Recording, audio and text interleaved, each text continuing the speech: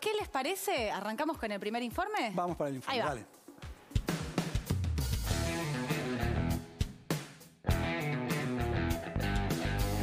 En los primeros 2 días del confinamiento estricto en el que entró el país hasta el 30 de mayo, hubo controles de circulación en los accesos a la ciudad de Buenos Aires y poco movimiento en las calles. Estuvimos hoy en un operativo en Hudson, en el peaje Hudson de la autopista Buenos Aires-La Plata. Realmente estaba vacía la circulación. Era hasta las 12 del mediodía, era el 10% de lo que circula cualquier sábado. Mientras, el plan de vacunación avanza y en el país ya se distribuyeron más de 12 millones de dosis y fueron aplicadas más de 11 millones. Ahí está, ¡viva Perón! ¡Viva Perón! Este domingo arribaron al país 204.000 dosis de vacunas AstraZeneca y está previsto para este lunes la llegada de otras 843.000 más. Esas cositas lindas las quiero.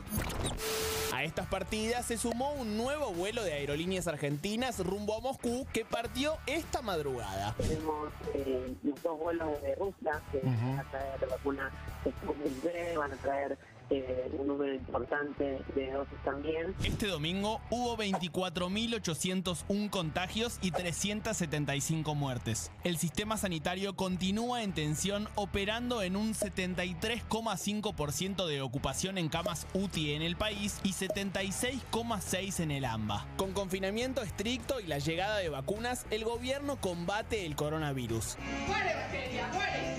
¡Muere bacteria! ¡Muere! ¿Podrá la gestión de la pandemia superar el desafío de la segunda ola? Bien, la primera pregunta tiene que ver con, bueno, el nivel de vacunas limitadas que hay en estos momentos. Se van a anunciar la llegada de otras a lo largo de esta semana. Pero la pregunta es si se podía hacer otra cosa que estas restricciones anunciadas la semana pasada por el presidente Alberto Fernández. Y arranco con esta pregunta con el señor Fernando Iglesias. ¿Qué tal? Bienvenido. ¿Qué tal, Diego? ¿Cómo estás? Mirá, me parece que es una confesión de un fracaso. La primera ola, cuando todavía no había vacunas, había que pararla, sobre todo con testeos y con un trabajo de seguimiento masivo para aislar a los que estuvieran infectados, como hicieron los países que tuvieron éxito. Como no hicieron eso, nos metieron en la cuarentena más larga del mundo, con una caída del PBI que es alrededor del doble, más del doble que la de Brasil y 50% más que Chile y Uruguay, para dar 2 ejemplos. Suspendieron las clases por 1 año y ahora que tendríamos que tener vacunas, no tenemos vacunas. No tenemos vacunas porque apostaron a un negocio con Sigman, con AstraZeneca, que le falló. Por eso rechazaron la oferta de Pfizer, era 13,3 millones de vacunas, 50% de la población podía ser vacunada por el COVAX, Organización Mundial de la Salud. Todo eso lo sacaron porque no querían competidores para hacer el negocito con Sigman. Cuando se les cayó eso, salieron a comprar vacunas. Lo que había a disposición era la vacuna rusa, que tenía una fase 3, la más provisoria de todas las que había. Ninguna había terminado la fase 3, pero Rusia, la vacuna rusa, la Sputnik, no tenía prácticamente hecho nada. Y salieron a vacunar gente con una vacuna que sigue siendo hoy la de que peor. Lo digo claro, hay que vacunarse y la Sputnik o cualquier vacuna es mejor pero de todas las que están en disposición en el mercado, es la que menos garantía ofrece. Y como no pueden pararlo, como tuvimos el jueves pasado, récord de muertos, récord de infectados, récord de muertos por habitante, un desastre, 2/3 en la provincia de Buenos Aires, 745 muertos, de los cuales 2/3 en la provincia de Buenos Aires, y salieron a encerrar de nuevo a la gente con consecuencias que no hace falta decir porque la gente no da más, la economía no da más, y sobre todo los que tienen que salir a laburar y a ganarse el pan. Abriste un montón de ventanas, pero te quiero preguntar concretamente si está bien o está mal las restricciones en este marco. Después debatimos todo esto que dijiste, pero en este marco, ¿se podía hacer otra cosa? Sí, por supuesto, me parece que hay cosas que están claras, qué es lo que contagia y qué es lo que no. Lo que contagia son los contactos estrechos, sin respetar la distancia social y sin barbijo, por un tiempo relativamente prolongado de 5, 10, 15 minutos. No contagian, no contagia las escuelas, con protocolos no hay aumento de contagios, se vio claramente, basta ver las estadísticas comparativos de la provincia de Buenos Aires y de Capital Federal, no contagian hacer deportes, no contagia el aire libre. Me parece que esto es una medida feudal, bestial, a nivel de la ignorancia que está demostrando y la incapacidad de gestión que está demostrando este gobierno. Miriam, ¿vos qué pensás de estas medidas de cuidado en el medio de la pandemia? ¿Te parece que están bien, que alcanzan, que no sirven? Mira, a mí me parecen, si lo tengo que denominar de alguna manera, que son medidas que están tomadas con una gran insensibilidad social. Que más allá del discurso están tomadas con una gran insensibilidad social porque llegan tarde y sin ayudar a los que más lo necesitan. Ahora, por lo que dice Iglesias recién, después me refiero, si querés, en particular a las medidas, pero acaba de hacer tantas afirmaciones y tirar tantos títulos. A mí no me lo contaron. Yo fui a las reuniones con Rodríguez Larreta, de su fuerza política, apenas comenzó la pandemia. Desde el Frente Izquierda íbamos e insistíamos que había que testear y aislar, testear y aislar. Nos decían que no, que eso no servía. Después, esta derecha se convirtió en antivacunas, hicieron marchas contra las vacunas. Entonces, que ahora tengan la solución de cómo se tendría que haber hecho con las vacunas, que tenga la solución de cómo se tendría que haber testeado, la verdad que me parece de una caradurez insólita. Sumado a esto, se convirtieron en lobista de Pfizer. No entiendo, yo quiero saber por qué defienden tanto eso cuando han salido en todos los diarios del mundo, hasta el New York Times, diciendo, ojo, que las condiciones de Pfizer son inaceptables. Una vez dicho esto, y que no pueden vivir tirando títulos, porque son títulos hermosos, vos los escuchás y suenan fantásticos. Después el contenido es otro, porque los lugares donde gobiernan no es que testearon más, también se negaron a testear al principio, etcétera, etcétera, etcétera. Y después en las escuelas también me gustaría preguntarles si tiene chicos en edad escolar, porque los que tenemos niños y niñas en la escuela, vemos que van 2 días a clase y 3 no, porque la maestra se tuvo que testear, porque las burbujas se tuvieron que aislar, porque las y los docentes comparten cursos. Nadie tiene un docente por curso, sino que, por ejemplo, si un chico va a 6º grado, comparte con el otro A, B, más los de 7º. Bueno, una realidad que yo no sé, tal vez van a escuelas especiales, sus hijos, los que mandamos nuestros hijos a la escuela pública, vivimos esa realidad todos los días. Ahora, ¿por qué digo que las medidas del gobierno llegan tarde? Llegan tarde porque llegan cuando está todo estallado. No sé si es que no querían enfrentar a la derecha, si sabían que si tenían que tomar medidas, tenían que dar ayuda económica. Y cuando llegan en un contexto donde el sector más perjudicado por toda esta larga cuarentena vuelve a ser el más afectado. Yo pongo un ejemplo concreto. Ustedes mostraban un peluquero que cortaba detrás de las rejas. ¿Qué ayuda hay para ese sector? Seguro el chino me va a decir la tarjeta alimentar. No, hay que hacer los números, porque a veces se aumenta en monto, pero después vos tenés que calcular la inflación y sabemos que la inflación de alimentos es la más alta en muchísimo tiempo en la Argentina. Si vos sacás los números del año pasado, cuánto había para presupuesto social, las partidas sociales, a este año, al haber eliminado el IFE, se redujeron un 42,2%. Es decir, que los sectores más afectados son los que vuelven a pagar los costos de estas restricciones. Bien. Y yo de eso no puedo más que estar en contra, porque hay sectores que ganaron mucho, que se enriquecieron con la pandemia, ni que hablar, por ejemplo, todo el sector del agronegocio. Ellos no pararon nunca tuvieron cuarentena, hicieron ir a trabajar sus empleados, si se contagiaban mucho no les importaba, siguieron trabajando, la soja estaba a $300, 320, ahora está casi 600, ¿y dónde está esa diferencia de dinero? ¿Por qué de ahí no salen los fondos? ¿Por qué no sale de lo que se le está pagando al Fondo Monetario? Bueno, la verdad es que no hay un Estado quebrado. Hay un Estado que incluso recauda más que el año pasado, pero se está priorizando ajustar las cuentas. Bueno, Miriam también abrió un montón de ventanas. Sí, más o menos. Hay mucho para... pero primero tienen que hablar todos un poquito. Primero que hablen todos un poquito y después, en todo caso, vamos a profundizar sobre los temas que pusieron sobre la mesa. Chino, tenés que atajar algunos penales, me parece, ¿no? No. Las personas que nos ven saben cómo está Argentina, cómo estaba hace 2 años, 3 años.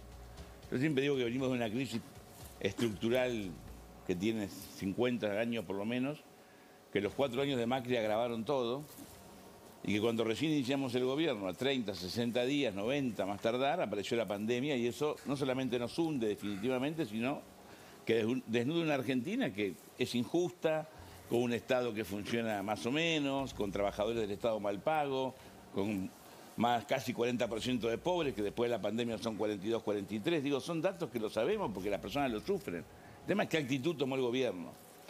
Un gobierno que obviamente tenemos aciertos y tenemos errores, son válidas las críticas, podemos aprender siempre, sería bueno hacerlas en sentido constructivo a partir de lo que sufre nuestro pueblo, que siempre priorizó la vida, desde el primer día hasta hoy. Y desde los últimos 40, 50 días, para no irnos al año pasado, venimos planteando, el presidente Alberto Fernández habla en marzo, reconoce la dificultad de las vacunas, que además todos ya admite que es un fenómeno global, no es un fenómeno de Argentina, más allá que podemos haber equivocado o no alguna negociación, es un fenómeno global de muchos países europeos de primera línea que tienen las mismas dificultades que nosotros. Quienes contrataron con Pfizer tuvieron que salir a buscar otras vacunas porque Pfizer le dio mucho menos de lo que se había comprometido. Reconociendo esa dificultad, empezó a plantear que venía la segunda ola, que había que restringir, que teníamos que extremar medidas. Hemos dictado DNU que fueron considerados casi ligados a la dictadura. Hubo jurisdicciones como la Ciudad de Buenos Aires y Mendoza que desobedecieron, fueron a la Corte Suprema. La Corte les dio la razón diciendo que no había pruebas científicas y ahora hablan de números que se sorprenden que ya se veían venir hace un mes. No obstante, yo veo como un avance que días atrás el presidente Alberto Fernández y todos los gobernadores de todas las jurisdicciones hayan entendido que es mejor, en vez de pelear, discutir y sacar alguna ventajita en términos de cara a las elecciones, priorizar el sufrimiento de los argentinos. Se lograron algunos acuerdos básicos y en eso estamos caminando. ¿La ventajita por quién estás diciendo? Porque hay dirigentes que creen que el año electoral condiciona su accionar y hay que olvidarse de las elecciones, hay que olvidarse de los focus group, hay que olvidarse de las encuestas. Hay un pueblo que sufre, todo lo que se describe acá. Yo puedo compartir o no la causa, pero es cierto. A ver, el peluquero que ella señala, yo tengo un peluquero que el Estado no logró ayudarle, pero también digamos, y termino así, después vamos puntualmente hablando, el IFE y el ATP fueron 600.000 millones de pesos el año pasado. Las ayudas que empezamos a dar ahora, a partir del REPRO, que reemplaza al ATP, que en abril solamente alcanzó 400.000 trabajadores e incluye a los monotributistas, a ese peluquero o a ese comerciante que es dueño de su propio negocio, casi 500.000 millones de pesos. No es cierto que no hay una ayuda social. Lo que también es cierto que tenemos un límite. Pero Chino, no es solamente del REPRO 500.000 millones de pesos. Termino. No es del REPRO, son de todo, el conjunto de todos los programas. Y dejo hablar, pido que dejen hablar porque eso hace la esencia de la democracia. Está bien. Sobre todo cuando todos opinan distinto pareciera a lo que voy a decir yo. Así que seamos respetuosos. Es decir, que somos un gobierno que está cerca de los humildes, cerca de los que sufren, no voy a hablar de la tarjeta alimentar, AUH, la beca Progresar, el potenciar trabajo, porque además sabemos que a veces no alcanza. ¿Cómo no vamos a saber? Si estamos todo el día en la calle, si estamos junto a los humildes, no es que nos cuentan, nuestra base social vive en esos sectores, no vamos de vez en cuando a hacer política y sacarnos una foto, militamos ahí. Ahora, Fernando, me genera mucha curiosidad lo que Iglesias está anotando en un papel. Sí. ¿Qué es eso? No, toda una serie de cosas, me parece absurdo. Lobistas de la Pfizer. La Pfizer tiene un mercado mundial, hoy la demanda de vacunas es infinita, no necesita que nadie haga lobby. Y este gobierno... Pero ustedes eran antivacunas, ustedes hacían marcha antivacuna. A ver, no vas a encontrar... Yo te invito... Primero, ya estás interrumpiendo. Segundo, vos no vas a encontrar una sola manifestación mía ni de nadie de mi partido diciendo algo en contra de las vacunas, ni una. Bueno, que en una marcha de miles de personas haya tres locos con carteles antivacunas. Estaba la denuncia de Lilita Carrió, ¿no? ¿Qué cosa? Está la denuncia de Lilita Carrió que envenenaba. A ver, porque porque vos decís que en tu espacio no había nadie. Pero si querés te digo la Sputnik, efectivamente la irresponsabilidad del gobierno fue enorme. La Sputnik se largó sin tener la fase 3 concluida. Pero la no fase envenena, 3 fuimos nosotros. Fernando, pero no envenena. ¿No fue responsable Lilita Carrió de decir que envenenaban? Mira, Carrió tiene sus expresiones y yo no las comparto. Bueno, decir está bien, eso pero tenés que decirlo también, ¿o no? A ver. Acá me acusaron de antivacunas. No vas a encontrar absolutamente nada en contra de vacunas. Yo te puse el ejemplo de Carrió. Puede haber alguna manifestación como la de Carrió. Ahora, lo que es grave es que este gobierno se haya alargado a vacunar con la Sputnik sin tener la fase 3 no concluida, sino simplemente mínimamente probada. Salió Cristina a decir espectacular, cuando salió un artículo de Lancet que decía que los estudios provisorios sugerían que... Espectacular, imagínate el miedo que tenían. Y no mencionan que la semana pasada salió otro artículo en Lancet diciendo que los datos del anterior artículo que bendijo todo eran insuficientes y provisorios. Pero déjame ir al punto, Si la prioridad fuera la salud de los argentinos, la prioridad de los argentinos fue la salud de los argentinos, porque la gente se dejó encerrar, tuvo una paciencia enorme, pasó por sufrimientos enormes. El gobierno, ¿qué hizo? No hizo los testeos, no consiguió las vacunas, armó espectáculos escandalosos como el velorio de Maradona con el presidente en medio con un megáfono. ¿Nos olvidamos de eso? Y ahora tenemos 75.000 muertos. Cuando empezó todo esto, entre las barrabasadas que dijeron si estuviera Macri habría habido 10.000 muertos. Estamos llegando a los 75.000. Fuimos la semana pasada el país con más muertos. Y la verdad es que si hubieran puesto un mínimo de prioridad, no se hubieran robado las vacunas. Porque se vacunó, lo que hicieron fue eso, el modelo de gestión kirchnerista. Primero, negocios con los amigos. En función de eso, miles de muertos. De los 73.000, creo que vamos, que murieron, ¿cuántos estaban vacunados? ¿Cuántos murieron por falta de vacuna? Mientras tanto se vacunó Berbisky, se vacunó el diputado Valdés, se vacunaron los Galmarini, se vacunaron los Dualde. Hay cosas que vos decís que eso es lo que cierro. Esa es la gestión kirchnerista.